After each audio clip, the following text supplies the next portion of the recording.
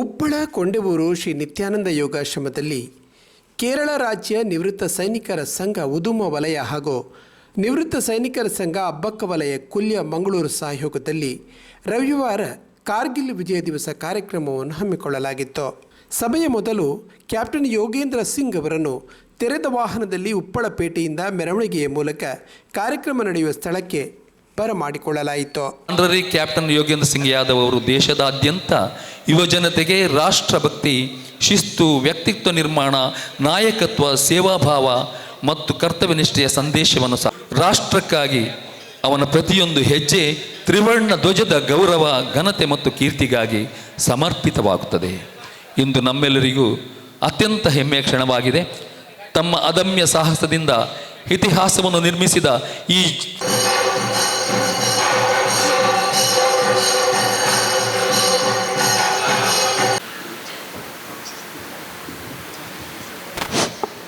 ജയ് ഹിന്ദ്.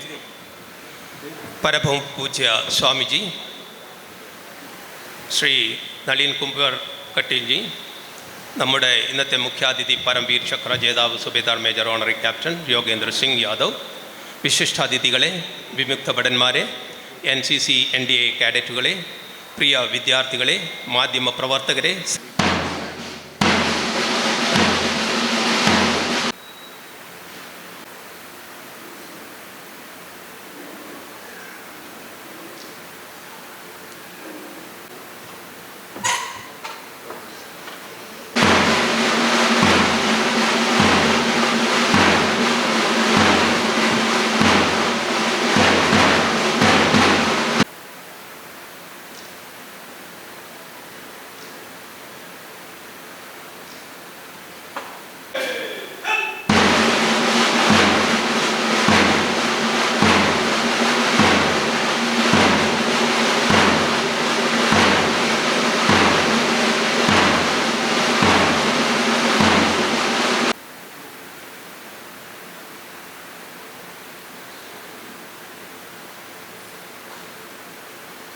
മാജി സൈനിക വിജയ ಅವರು പ്രാരംഭದಲ್ಲಿ സ്വാഗತಿಸಿದರು. അദ്ദേഹത്തിൻ്റെ മാതാവായ ശ്രീ സന്തോഷ് ദേവി ത്യാഗത്തിൻ്റെയും സ്നേഹത്തിൻ്റെയും ആത്മവിശ്വാസത്തിൻ്റെയും പ്രതിരൂപമാണ്. രാജ്യത്തിനായി ജീവൻ പോലും സമർപ്പിക്കാൻ തയ്യാറായ ഒരു വീരപുത്രനെ വളർത്തിയെടുത്ത മഹനീയ മാതാവെന്ന നിലയിൽ അവർ എന്നും ആദരിക്കപ്പെടുന്നു. അദ്ദേഹം ശ്രീമതി റീന യാദവിനെ വിവാഹം കഴിച്ചു. ഈ ദമ്പതികൾക്ക് 2 ആൺമക്കളുണ്ട്. It is with immense pride and profound respect that we extend our heartfelt welcome to Subedar Major Honorary Captain Sri Yogendra Singh Yadav Paramveer Chakra, one of India's bravest sons, a living legend of the Kargil victory, an inspiration to the youth of our nation, and a proud recipient of the country's highest military gallantry award, the Paramveer Chakra. എല്ലാവരും എഴുന്നേറ്റ് നിന്ന് കരഘോഷത്തോടെ അദ്ദേഹത്തെ സ്വാഗതം ചെയ്യാം. बोलो भारत माता की. ಸುಬೇದಾರ್ major captain Yogendra Singh Yadav ಅವರಿಗೆ ಮಾಜಿ ರಾಜ್ಯಸಭಾ ಸದಸ್ಯರಾದ ಶ್ರೀ ಕೆ ನಾರಾಯಣ್ ಬೆಂಗಳೂರು ಅವರಿಂದ ಶಾಲು ಹೊದಿಸಿ ವಿಶೇಷ ಗೌರವಾರ್ಪಣೆ. ಬೋಲೋ ಭಾರತ್ ಮಾತಾ ಕಿ. ವಂದೇ ವಂದೇ. ಭಾರತದ ಪರಮವೀರ ಚಕ್ರ ಪುರಸ್ಕೃತರಾದ ಸುಬೇದಾರ್ ಮೇಜರ್ ಕ್ಯಾಪ್ಟನ್ ಯೋಗೇಂದ್ರ ಸಿಂಗ್ ಯಾದವ್ ಅವರನ್ನು ಈ ಸಂದರ್ಭ ಗೌರವಿಸಲಾಯಿತು. ಶಾಲು ಹೊದಿಸಿ ಸನ್ಮಾನವನ್ನು ಮಾಡ್ತಾ ಇದ್ದಾರೆ. ಈ ಶ್ರೀರಕ್ಷೆ, ಗಾಯತ್ರಿ ಮಾತೆಯ ಶ್ರೀರಕ್ಷೆ, ಸದ್ಗುರು ನಿತ್ಯಾನಂದ ಗುರುಗಳ ಶ್ರೀರಕ್ಷೆ ಸದಾ ತಮ್ಮ ಮೇಲೆಂಬ ಆಶಯದೊಂದಿಗೆ ಶಾಲು ಹೊದಿಸಿ ನಳಿನ್ ಕುಮಾರ್ ಕಟೀಲ್ ಸಂಸದವರು ಹಾರ ಹಾಕಿ ಸನ್ಮಾನಿಸುತ್ತಿದ್ದಾರೆ. 1990 ನಾರಾಯಣ ಅವರು ಕಾರ್ಗಿಲ್ ಯುದ್ಧ, ಮೈಸೂರು ಪೇಟವನ್ನು ತೋಡಿಸಿ ಭಾರತದ ಸದಾ ಶ್ರೀರಕ್ಷೆಯನ್ನು ಕೋರಿ ಮತ್ತು ಗೌರವಿಸ್ತಾ ಇದ್ದಾರೆ. ಜಗತ್ತಿಗೆ ಸಾರಿದ ಐತಿಹಾಸಿಕ ಸಮರ. ಸೈನಿಕರು ಫಲಪುಷ್ಪವನ್ನು ನೀಡಿ ನಿಮ್ಮ ಜೀವನ ಫಲಪ್ರದವಾಗಲಿ ಎಂಬ ಆಶಯದೊಂದಿಗೆ ಗ್ರೆನೇಡಿಯರ್ಸ್ನ ಯೋಗೇಂದ್ರ ಸಿಂಗ್ ಯಾದವ್ ಟೈಗರ್ ಹಿಲ್ನ 3 ಆಯಕಟ್ಟಿನ ಶತ್ರು ಬಂಕರ್ಗಳನ್ನು ವಶಪಡಿಸಿಕೊಳ್ಳುವ ಜವಾಬ್ದಾರಿ 18ನೇ ಗ್ರೆನೇಡಿಯರ್ಸ್ನ ಘಾತಕ್ ದಳದ ಮೇಲಿತ್ತು. ಅಪಾಯವನ್ನು ಲೆಕ್ಕಿಸದೆ ಯೋಗೇಂದ್ರ ಸಿಂಗ್ ಯಾದವ್ ಸ್ವಯಗಳನ್ನು ಕಟ್ಟುತ್ತಾ ಏರಿಕೆಗೆ ನೇತೃತ್ವ ವಹಿಸಿದರು. ಶತ್ರುವಿನ ಮಿಷಿನ್ ಗನ್ ಮತ್ತು ರಾಕೆಟ್ ದಾಳಿಯಲ್ಲಿ 3 ಗುಂಡುಗಳು ದೇಹಕ್ಕೆ ತಗುಲಿದರು. ಯೋಗೇಂದ್ರ ಸಿಂಗ್ ಯಾದವ್ ತಮ್ಮ ಸಂಕಲ್ಪವನ್ನು ಬಿಡದೆ ಕಡಿದಾದ ಪರ್ವತದ ಏರಿಕೆಯನ್ನು ಮುಂದುವರಿಸಿದರು. 3 ಗುಂಡುಗಳ ಗಾಯಗಳ ನಡುವೆಯೂ ಬಂಕರ್ವರೆಗೆ ತೆವಳಿದ ಯೋಗೇಂದ್ರ ಸಿಂಗ್ ಯಾದವ್ ಗ್ರೆನೇಡ್ ಎಸೆದು 4 ಶತ್ರು ಸೈನಿಕರನ್ನು ಹೊಡೆದುರುಳಿಸಿದರು. 2ನೇ ಬಂಕರ್ನತ್ತ ಮುನ್ನುಗ್ಗಿದ ಯೋಗೇಂದ್ರ ಸಿಂಗ್ ಯಾದವ್ 15 ಗುಂಡೇಟಿನ ಗಾಯಗಳು ಮತ್ತು 2 ಹ್ಯಾಂಡ್ ಗ್ರೆನೇಡ್ ಗಾಯಗಳ ನಡುವೆಯೂ ಹೋರಾಡಿ ಏಕೈಕ ಬದುಕುಳಿದ ವೀರರಾದರು.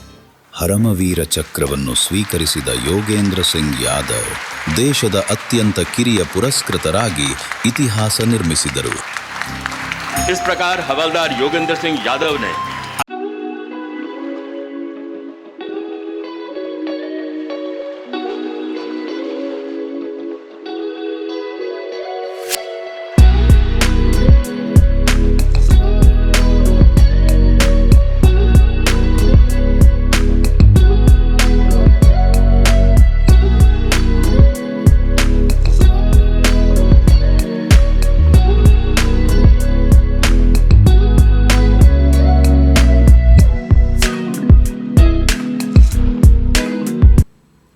ಕೊಂಡವೂರು ಮಠಕ್ಕೆ ಶ್ಲಾಘನೆ ವ್ಯಕ್ತಪಡಿಸಿದವರು, ಭಾರತದ ಭೂಮಿ ವೀರರ ನಾಡು. ಸಾವಿರಾರು ವರ್ಷಗಳ ತಪಸ್ಸಿನ ಫಲವಾಗಿ ಈ ಭೂಮಿ ನಿರ್ಮಾಣಗೊಂಡಿದೆ. ಕೊಂಡವೂರು ಶ್ರೀಗಳ ಮಾರ್ಗದರ್ಶನದಲ್ಲಿ ರಾಷ್ಟ್ರಭಕ್ತಿಯ ಉದ್ದೀಪನಗೊಳಿಸುವಂತಹ ಕಾರ್ಯಕ್ರಮಗಳನ್ನು ಆಯೋಜಿಸುತ್ತಿರುವುದು ಶ್ಲಾಘನೀಯ ಎಂದರು. शायद हमने पिछले 100 जन्मों में कोई पुण्य कमाया होगा, तब हमें ये भारत माँ का गर्व मिला होगा. ये धरती जप की, तप की, ज्ञान की, विज्ञान की, पुरुषार्थ की, परमार्थ की, वीरों की, वीरांगनाओं की धरती है. इस धरती पर हजारों वर्षों तक ऋषियों ने तप किया है. तभी तो अटल बिहारी वाजपेयी जी ने कहा था, ये कोई कंकर और मिट्टी वाली जमीन नहीं, बल्कि ये जीता जागता लौह पुरुष है. इसके कण कण के अंदर शंकर है और यहाँ बूंद बूंद में गंगा है. तो ऐसे इस पावन धरती पर हम विराजमान करते हैं. ये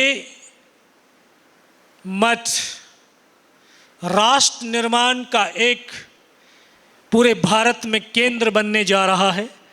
और जो ये युवा शक्ति, जो हमारे भूतपूर्व सैनिक, मैं इनसे और इस क्षेत्रवासियों से आह्वान भी करता हूँ, उनसे निवेदन भी करता हूँ कि ये राष्ट्र निर्माण, युवाओं के चरित्र निर्माण का एक केंद्र बनना चाहिए.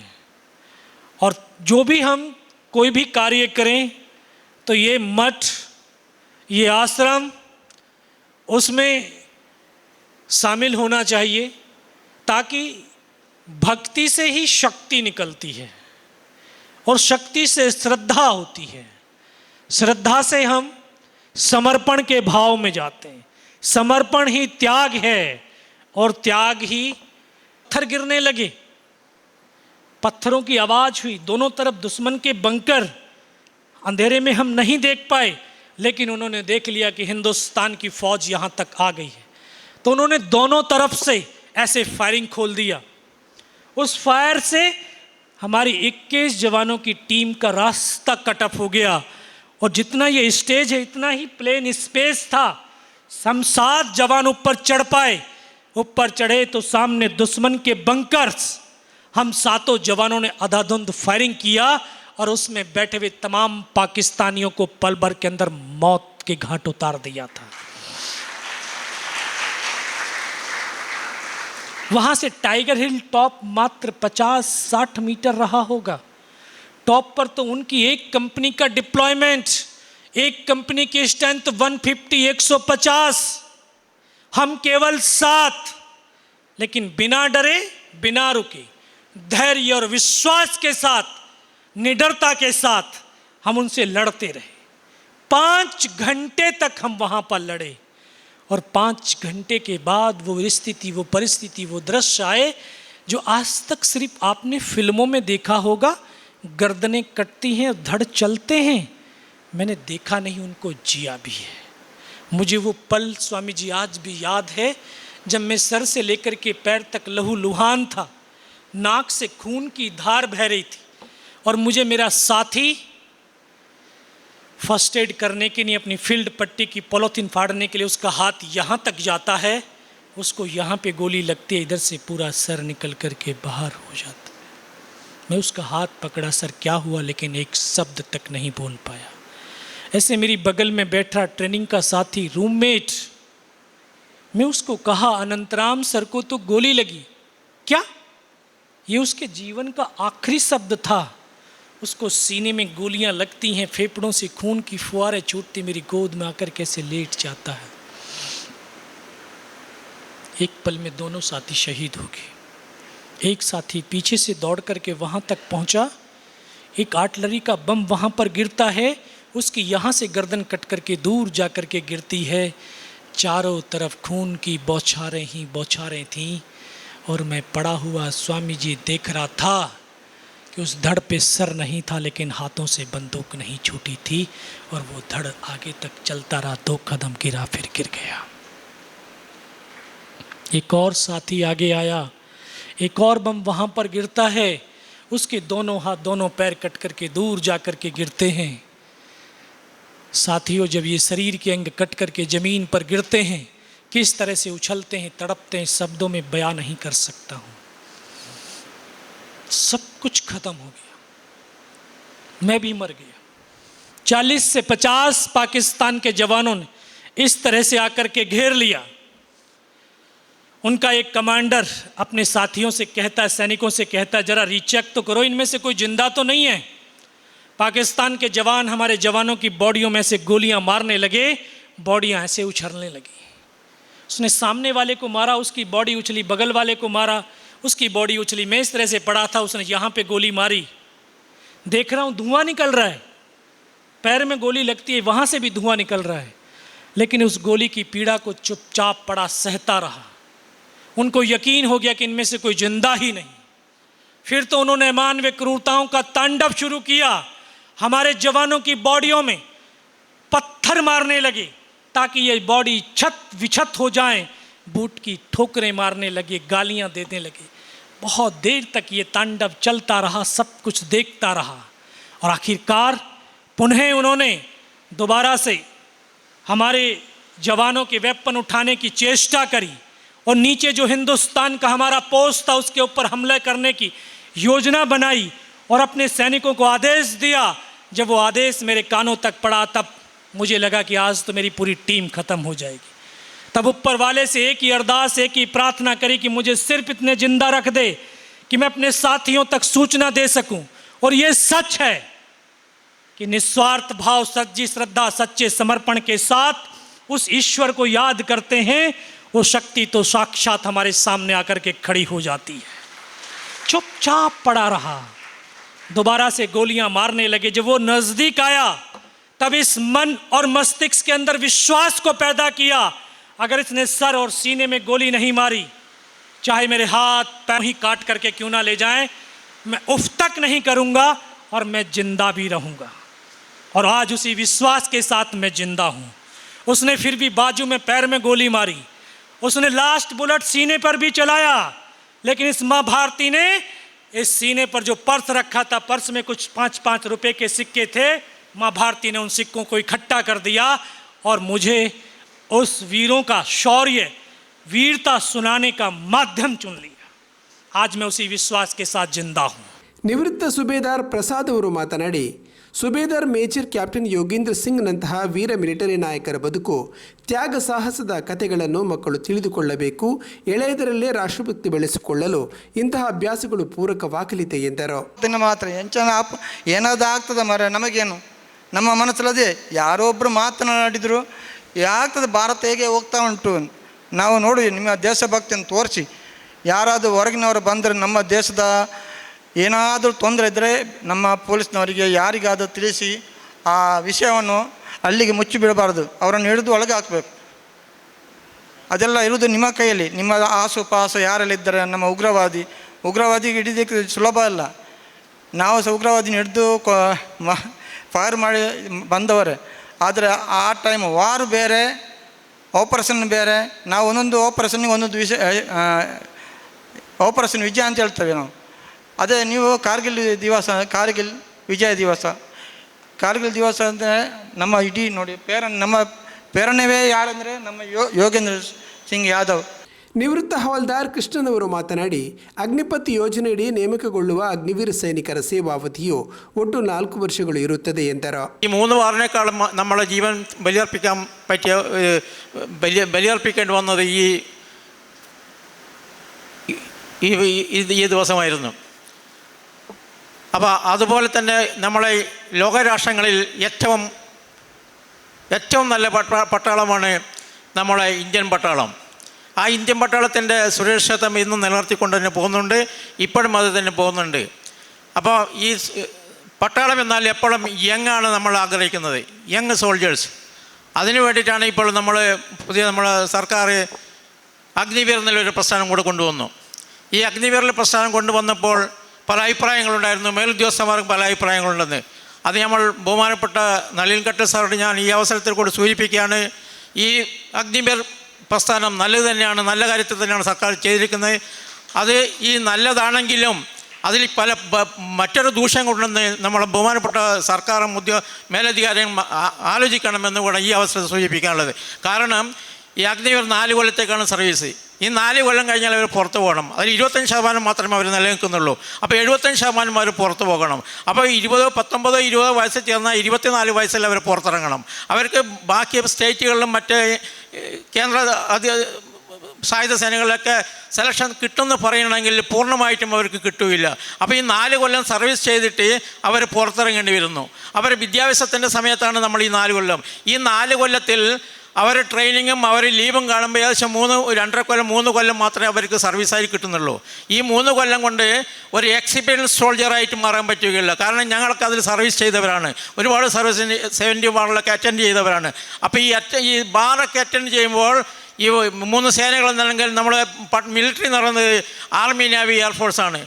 ಕೊಂಡವೂರಿನ ಶ್ರೀ ಯೋಗಾನಂದ ಸರಸ್ವತಿ ಸ್ವಾಮೀಜಿಯವರು ಈ ಸಂದರ್ಭ ಅಮರ್ ಜವಾನ್ ಜ್ಯೋತಿ ಬೆಳಗಿಸಿ ಶುಭಾಶಂಸನೆಯ ಮಾತುಗಳನ್ನಾಡಿದರು. ಅತ್ಯಂತ ಹೆಮ್ಮೆ ಪಡುವ ದಿವಸ. ನಮ್ಮ ದೇಶಕ್ಕಾಗಿ ಹಗಲು ಇರುಳು ಮುಡಿಪಾಗಿ ತಮ್ಮ ಬದುಕನ್ನೇ ಮುಡಿಪಾಗಿಟ್ಟಂತಹ ಸೈನಿಕರ ತ್ಯಾಗ, ಬಲಿದಾನ, ಶೌರ್ಯಗಳನ್ನು ಕೊಂಡಾಡುವ ಮತ್ತು ಮುಂದಿನ ಪೀಳಿಗೆ ಪ್ರೇರಣೆಯನ್ನು ಕೊಡುವಂತಹ ಒಂದು ಒಳ್ಳೆಯ ದಿವಸ. ನಮ್ಮ ಈ ವೇದಿಕೆಯಲ್ಲಿ ಈವರೆಗೆ ಎಲ್ಲರೂ ಕೊಂಡಾಡಿದಂತಹ ಮತ್ತು ತನ್ನ ಸ್ವಾನುಭವವನ್ನು ಹಂಚಿದಂತಹ ಯೋಗೇಂದ್ರ ಸಿಂಗ್ ಯಾದವ್ ಅವರು ಇವತ್ತಿನ ಈ ಕಾರ್ಯಕ್ರಮದಲ್ಲಿ ಬಂದು ಭಾಗವಹಿಸಿ ನಮ್ಮ ಊರಿಗೆ, ಯುವಕರಿಗೆ ಒಂದು ಹೊಸ ಪ್ರೇರಣೆಯನ್ನು ತುಂಬಿಸುವಂತಹ ನಮ್ಮ ಉದ್ದೇಶಕ್ಕೆ ಪೂರಕವಾಗಿಯೇ ಯೋಗೇಂದ್ರ ಅವರ ಮಾತು ನಮಗೆಲ್ಲ ವಿದ್ಯುತ್ ಸಂಚಾರವಾಗಿದೆ. ನಾವು ದೇಶಭಕ್ತಿ, ಈಶಭಕ್ತಿ ಈ ಎರಡನ್ನು ಜೊತೆಯಾಗಿ ನಾವು ಅನುಷ್ಠಾನ ಮಾಡಬೇಕಾದವರು. ನಮ್ಮ ಭಾರತ ಇದರ ಪ್ರತೀಕವಾಗಿದೆ. ಇಡೀ ಜಗತ್ತಿಗೆ ತಪಸ್ಸಿನ ಮೂಲಕ ಕಲ್ಯಾಣವನ್ನು ಬಯಸಿದಂತಹ ಈ ಭಾರತ ಅದೇ ದೇಶದಲ್ಲಿ ಶಾಂತಿ ಸಾಮರಸ್ಯವನ್ನು ನಿರ್ಮಾಣ ಮಾಡಲಿಕ್ಕಾಗಿ ಹಗಲು ಇರುಳು ಶ್ರಮಿಸುವಂತಹ ನಮ್ಮ ಮಾಜಿ ಸೈನಿಕರನ್ನೆಲ್ಲ ನಮ್ಮ ಇಡೀ ಸಮಾಜ ಅವರನ್ನು ನಿರಂತರ ಗೌರವಿಸಬೇಕು, ಗಮನಿಸಬೇಕು, ಅವರನ್ನು ಆದರಿಸಬೇಕು, ಸತ್ಕರಿಸಬೇಕು.